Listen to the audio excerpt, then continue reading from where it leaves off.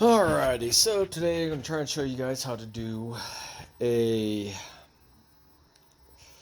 um, neutral control safety switch. I've looked for a lot of stuff out on the internet and I haven't been able to find anything for these newer trucks. As you can see, I have a 2016 f350 Platinum. A little dirty right now. Typical Idaho or December weather. Snow, crap on the roads.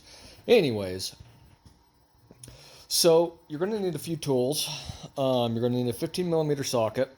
You're going to need an 8 millimeter socket because this is internal. You've got to drop the tranny pan. While you're doing that, get yourself a new trans pan gasket and then get yourself a new trans filter. Might as well kill two birds with one stone. On this, get the trans pan all drained out and everything. Some of the other tools you're going to need, probably a pair of dikes, a couple different types of pliers, a screwdriver, flathead. Alrighty. Well, I guess before I get too situated here, I'm going to grab me a rag. A lot of your trucks, the Mulder trucks, your neutral control switch was all on the driver's side of the transmission, on the outside casing of the transmission. Quick, easy thing to change. Made life simple. But now it's all about money and all that crap, and we're going to teach you to do it yourself. So, you'll get down here. There's a 15 millimeter bolt right there on the side of the transmission. And then you take your flathead screwdriver and pop this out. Then there's a little kind of grommet gasket type thing that holds that in. Then you got all these 8 millimeter bolts all around that hold your trans pan in. And you look right up into there and you will see our neutral control switch. You got your electrical harness there. Then get up in all that. There's a pin right there that you got to get. So you need to get a couple punches so we can try and get that out. Kind of a pain in the ass, really. So yeah, let's get to it, and we'll kind of take a look at stuff as we go, and I'll restart the video. Here's your new one. There's also a little thing, I don't know if you can kind of see it up in there, right there. That one just twists off of this, and you just kind of spin that around and it pulls right out. Pretty easy. It's just getting that pin out that's kind of a pain. So we'll come at it from this side, because you turn this, maybe. Oh, there we go. And you kind of got a really short space. I mean, we might be able to get that from right here. That might actually be the easiest way, so we'll see. But for now, I'm going to pause this, and we'll kind of go from there.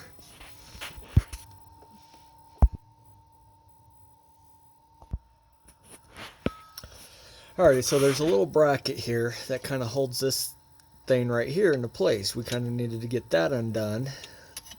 That will sit up in there just like that.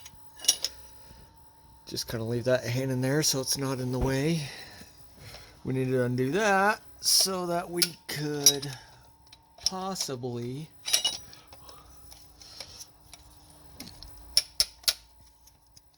and hopefully get this to the right angle that we can get that little prong out there. So kind of let you follow where we're at so far and keep you updated as we go. So that little bolt on the outside, as you get to this point to get ready to pull that out, you will you'll get the bolt off of that and you'll slide that out. It just pulls straight out and connects it. I'm not sure if you guys will be able to see this, but we're going to give her a shot. We're slide this back up into there.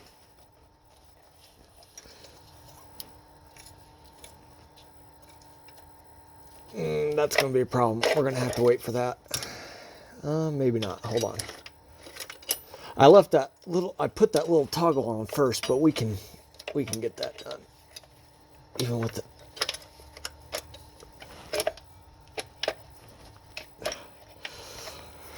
All right, and then this guy just sits in here just like that. Hold on, I'm getting jerked on here. I need to clean up a little bit.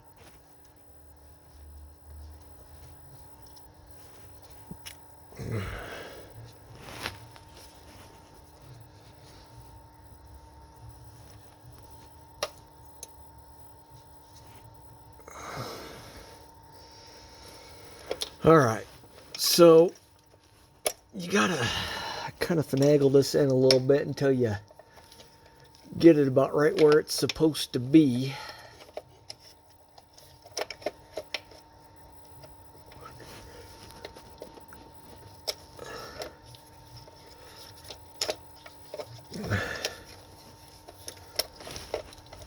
And that's kind of the trick here.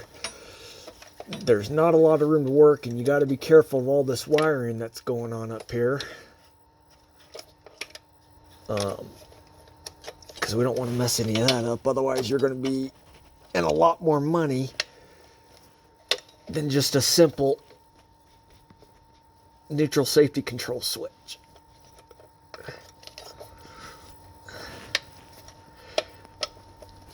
Oh, come on. Ow, ow, ow, ow, ow, ow, ow. I have somehow managed to pinch the hell out of myself. Oh, you just didn't do that. Anyway, I'll pause this for a second while I try and get all this in there. Alright, so got it pretty much all put back together here. Still dripping a little bit of China fuel, but not too big of a deal. So got it all put back together, got that pin back in it, which that's kind of a pain in the ass to do. Keep track of that pin, don't lose it. Try not to damage it. So you generally want this put in neutral because this bolt is flat on the sides. That way this control will be able to turn that. This is going to be a little bit of a bugger to put back on. They're kind of a pain in the ass, but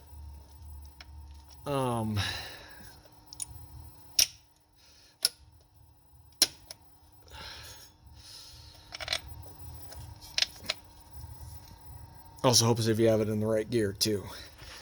So make sure you got your grommet put back in. There's a spring over here that pops off pretty easy, so make sure you got that up over the top of this bar right here and then hooked back to that.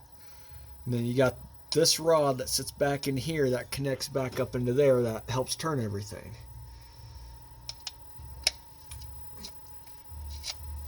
So get that put back on. Then this just sits on top. There's a little flat metal thing right here. It's kind of a pain in the ass to show you and kind of get to, but we'll get her in there and we'll put the new fuel filter or the new trans filter on, and then I'll clean this up a little bit more, and we'll put the new gasket on and put some trans fluid in her, and she should be good to go. So set this down for a minute and pause it because we'll need both hands to kind of adjust this and then get her tightened down. And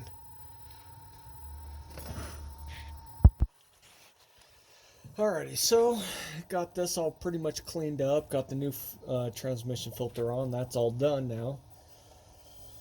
Now the last thing I do is wait for my new trans pan to get here. Backstory is I got the Lucas additive, which is good quality stuff. I like it because my truck was shifting pretty hard and I wasn't liking it, given my truck's deleted and chipped, because it gives you phenomenal fuel mileage. That and these rules on the DPF are just retarded. The EPA have no idea what they're talking to. If they did, they'd have some trap system or something, because we're putting out the same exact emissions and everything. It's just in smaller particles. So I got mine all chipped and phenomenal fuel mileage. Love my truck. Well, when I took it in to my local Jiffy Lube, I had them drop out a quart so I could put a quart of this Lucas in. Well, the guy down there tightened my drain plug so tight that it stripped whatever's in there that holds the drain plug in, so it just free turns. So I figure while I'm doing this, I'm just going to swap it all out. But for the most part, it's a fairly easy job. It's just kind of a little bit of a pain in the ass having everything on the inside. But I mean, it's something that any guy, you take your time. Anything mechanic on any vehicle is pretty self-explanatory. You take your time, you make sure you keep your parts there, and you don't leave stuff loose, and you don't over-tighten things. And any guy, any average Joe can do this stuff. I mean, it's not hard. So I guess I'm going to bid everybody a good day, kind of go get all cleaned up and go talk to Jiffy Lube about getting reimbursed for a new pan. Worst thing, I mean, it wasn't very much. It was only like $40 for a new pan, so not terribly much. The part itself, the neutral control switch, I think was like another $49 after tax. It was like $52. Like another $40 for your filter and new gasket. And then got to go get some fluid. I'll probably do a fluid flush on this just because I've driven the hell out of it. I've been towing a lot of heavy stuff, so my trans fluid's a little black. But like I said, any guy can do this. It doesn't take much for tools. You need a 13 millimeter socket for your drain plug. You need an 8 millimeter socket for all the bolts on the trans pan and the bolts that hold the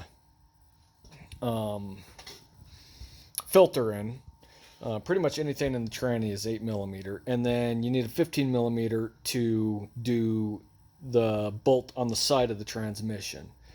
And then get a couple punches, because you'd need that, and a screwdriver, and really that's about all there was to it. I mean, there just wasn't much for tools. It's not like you have to go out and buy $15,000 in tools to be able to do a lot of this stuff. Given there are some things that you do need specialized tools for, but for the most part, anybody can do this. So good luck to you guys, and hopefully this video helped you out a bit.